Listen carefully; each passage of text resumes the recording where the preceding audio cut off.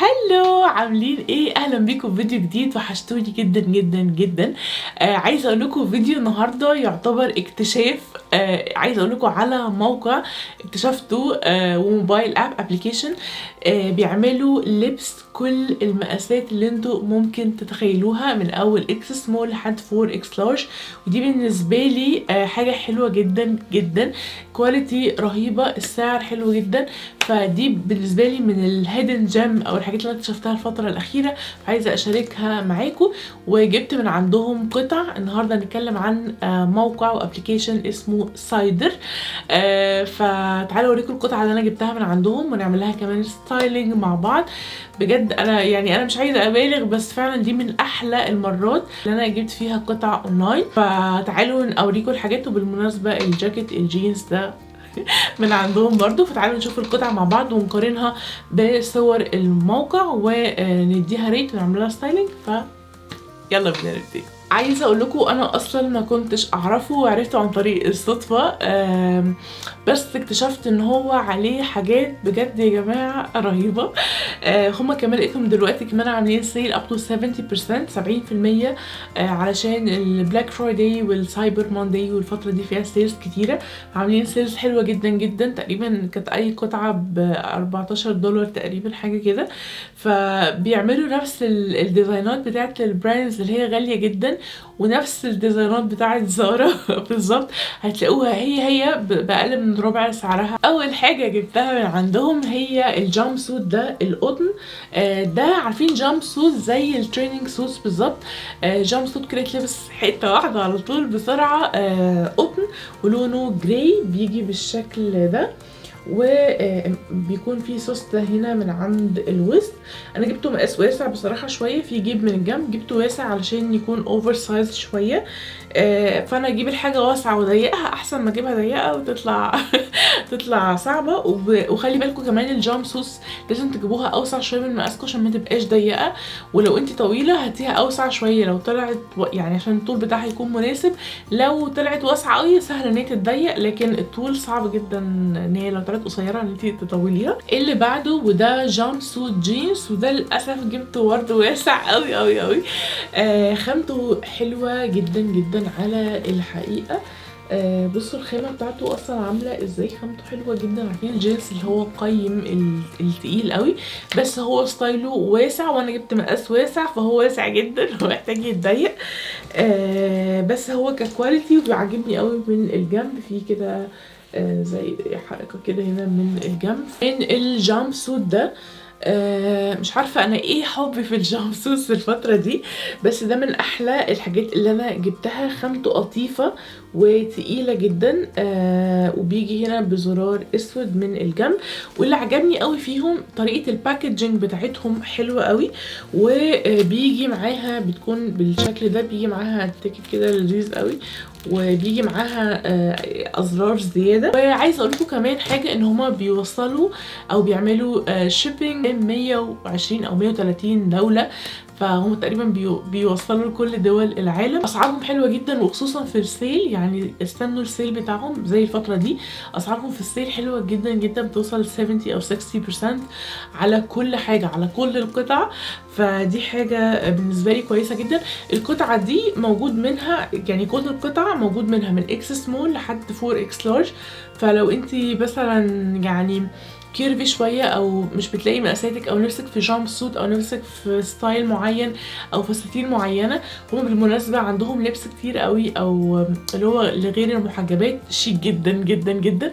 بس انا كنت بحاول اختار الحاجات اللي هي الطويله الواسعه اللي هي تناسب لبسنا احنا كعرب وكده، ويكون حشمه وشكلها كويس. وجبت كمان الكارجو بانس. وده كان نفسي بصراحه جدا اشتريه، وكان نفسي اشتريه باللون الزيتي ده كده، لان انا بحس ان الستايل ده في اللون الزيتي بيبقى حلو جدا وعملي قوي. خامته برضو زي ما انتم شايفين. بصوا الفابريكس او الخامه بتاعته قد ايه جميله وطريه في نفس الوقت، مش بوليستر. مش عارفه هي الخامه دي اسمها ايه، بس هي شويه على قطن، وتحسوا ان هي مش قطن ومش جينز. عارفين الخامه دي وتقيله كده وحلوه جدا. اللي عجبني بقى في ديزاين البانس دي، ان هي من تحت بتيجي بوايد ليج بانس زي ما انتم شايفين، وفي نفس الوقت معاها اسمها ايه البتاعه دي. فممكن تخلوا رجليها يعني تغيروا شكل البانس. بصوا ممكن تخلوه من هنا يكون ضيق من تحت وشكله مختلف. وبقى البنطلون ده قد ايه شكله شيك جدا جدا. وعايزه اقول لكم البنطلون ده موجود هو بالظبط في زارا، بس طبعا مع اختلاف السعر. اللي هو بيكون فيه عارفين زي ستراسس كده من هنا بالشكل ده. للاسف انا مش عارفه جبت برضو مقاس اكبر من مقاسي. الحاجات دي كلها هضيقها شويه قبل ما اعملها ستايلنج علشان تكون شكلها مظبوط. هما بصراحه كاتبين المقاسات تحت كل مقاس، كاتبين المقاسات بالسنتي، بس انا حسيت ان هو لا يعني خفت تكون ضيقه فقلت اخليها اوسع شويه. فما تعملوش كده لان مقاساتهم طلعت مظبوطه بالظبط. اللي بعده ده كيوت قوي هيعجبكم قوي، عجبني قوي الديزاين بتاعه. ده بلوفر باللون الاخضر وعليه باترن كده، عليها ديناصور من هنا عليه ديناصورز كتير، وفي واحد منهم لونه هنا لونه اخضر كده غامق قوي. بصوا الفابريكس عامله ازاي، فابريكس رهيبه. جبت كمان الفستان الابيض القطن ده، بس ده مش مناسب للمحجبات لان هو مفتوح شفاف من هنا. بس هو من احلى القطع اللي انا جبتها. وعايزه اقول لكم نفس الستايل ده بنفس الخامه دي موجود في براندات كتير جدا وغالي جدا جدا جدا. نيجي بقى للست دي، والست دي بتتباع كل ايتم فيها لوحده، يعني ممكن تشتري كل ايتم لوحده او ممكن تعملي لهم ماتشنج مع بعض. هو في حاجه عندهم على الويب سايت او الابلكيشن انت ممكن تختاري لو انت عايزه تعملي ستايلنج لحاجات، فبيرشح لك 2 بيسز تلبسيهم مع بعض، سواء يكون شكلهم زي البدله مثلا او الست كامله على بعض، او لو حابه تشتري كل قطعه لوحدها عادي. فانا جبت دول، هما معمولين من نفس الخامه بالظبط وكل حاجه، على اساس ان هما يتلبسوا كست او بدله مع بعض. دي خامتها عارفين الكتان اللي هو شبه بتاع H&M كده شويه. بصوا البانس دي عجبتني جدا جدا جدا. بصوا الخامه بتاعتها قد ايه حلوه. بيجي باترن كده لو ركزتوا باترن هنا كده خفيفه وشكله قيم قوي في اللبس بعده. ودي برضو نفس الفكره دي، انا اشتريتهم مع بعض على اساس ان هم زي ست او اعمل لهم ستايلينج مع بعض، لكن هي كل قطعه بتتباع لوحدها. جبت البلوفر ده، والبلوفر ده انتوا اكيد شفتوه في براندات كبيره جدا وغاليه. بصوا شكل الكواليتي عامل ازاي، وشكل الازرار وشكل الفابريكس فيها نسبه ستريتش، والصوف بتاعها الصوف اللي هو الناعم اللي هو من قريب تحس ان هو راقي قوي. بقى البانس دي انا اول مره اجرب البانس اللي هي الصوف، البنطلونات الصوف اللي هي فيها نسبه ستريتش شويه. بصوا بتكون فيها نسبة كده ستريتش شوية. وعايزة اقولك هو مش شفاف خالص، يعني هو ممكن يتلبس لوحده عادي. من كتر حبي في البانس بتاعتهم جبت كمان البنطلون ده. اكتر حاجة عجبتني فيه اللي هي الستايل بتاعه، او بحب قوي الحاجات اللي فيها خط كده من هنا، بتدي شياكة قوي في اللبس وطول ورفع في نفس الوقت. بس اهم حاجة يكون الستايل بتاعه وايد ليج بانس، بيديكي رفع جدا وبيخلي الشكل ارفع واطول بكتير. وبرده موجود منه كل مقاسات من اكس سمول لحد 4X لارج. نيجي بقى لاخر قطعه خالص، وهي الجاكيت الجينز اللي انا لابساه ده. ومن كتر ما انا حبيته عارفين اللي هو لا انا هلبسه. خامته حلوه قوي، عارفين الخامه اللي هي مش عارفه، بس هو من بعيد شكله اكنه جينز وعليه دانتيل، بس لما تقربوا قوي تحسوا ان هو لا الجينز نفسه هو منقوش نقش بارست شويه. فشكله حلو قوي، يعني شكله جينز وفي نفس الوقت شكله مختلف وشكله قيم قوي وشيك، وحاسه ان هو انا عايزه البسه على طول او البسه كتير الفتره اللي جايه. معلش نسيت اخر حاجه عايزه اوريها لكم. جبت كمان الحزام ده من عندهم او البيلت ده، وده طالع تريندي جدا السنه دي. بس بصراحه الكواليتي بتاعته طلعت يعني مش احسن حاجه. الكواليتي بتاعته شكلها اللي هو شويه اللي عارفين الجلد بتاع الحزام مش قيم، وكمان كان طالع منه زي خيوط كده. فحاسه اللي هو لا يعني ما طلعش احسن حاجه زي ما انا متخيله. وبيجي من هنا بسكوتش كده، وده بيكون شكله. ده طالع موضه جدا، كان موجود منه 3 الوان، الاسود والابيض والبيج. فانا بالنسبه لي اللبس اديهم يعني لو في حاجه اكتر من 10 من 10. لبس روعه روعه، الفيتنج حلو جدا، بس هاتوا مقاسكم ما تجيبوش اكبر من مقاسكم.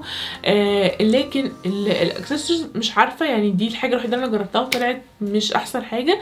هم عندهم تقريبا كذا حاجه تانية. وانا بالمناسبه كمان كنت طالبه نضاره بس هي ما جاتش، هتتاخر في الدليفري لسبب غير معلوم. فانا قلت اصور لكم الفيديو وانزله عشان تلحقوا الاوفرز اللي هي اصلا موجوده دلوقتي. لو استنيت النضاره مش هتلحقوا مش هتلحقوا حاجه، لان هي الله اعلم هتيجي امتى. فلما تيجي ان شاء الله هبقى انزلها على الانستجرام. فيا رب يكون الفيديو عجبكم، يا رب تكونوا استفدتوا. عايزه اقول لكم كل القطع عندهم في رينج حوالي من 20 ل $40، وده سعرها العادي. لكن في فترات اللي هي السيل زي دلوقتي في سيل بتوصل للقطعه يمكن $10 او $14، فده سعر حلو جدا جدا بالنسبه للكواليتي اللي انا شفتها النهارده. سعر حلو جدا جدا فعلا، الواحد يستاهل ان هو يقتني بعض القطع. حلوه يقتني دي يقتني بعض القطع تخليها عندك في الدولاب، لان هي فعلا كواليتي حلوه وهتعيش معاكي، وشكلها والفيتنج والفينش وكل حاجه ممتاز. لكن الاكسسوارز الله اعلم هل عندهم حاجات حلوه ولا لا، بس الاكسسوارز انا ما حبيتهاش خالص، شكلها مش احسن حاجه. بالنسبه للدليفري فهم بيوصلوا تقريبا ل 130 دوله، فبيوصلوا لكل دول العالم تقريبا، وعندهم فري شيبينج بعد ليميت معين. فانا الحاجات دي جبتها كانت فري شيبينج. فيا رب يكون الفيديو عجبكم، يا رب تكونوا انبسطتوا، يا رب البنات اللي تكون بتدور على حاجه او نفسها تلبس حاجه او ستايل معين بس مش لاقيه مقاسها تروح تشتري الحاجات اللي هي حباها من الموقع. سيب لكم كل اللينكات تحت وكل القطع اللي انا جبتها تحت في الديسكريبشن بوكس او صندوق الوصف. وبس كده، اشوفكم ان شاء الله على الف خير في كل الفيديوز اللي جايه. وبس كده، باي باي.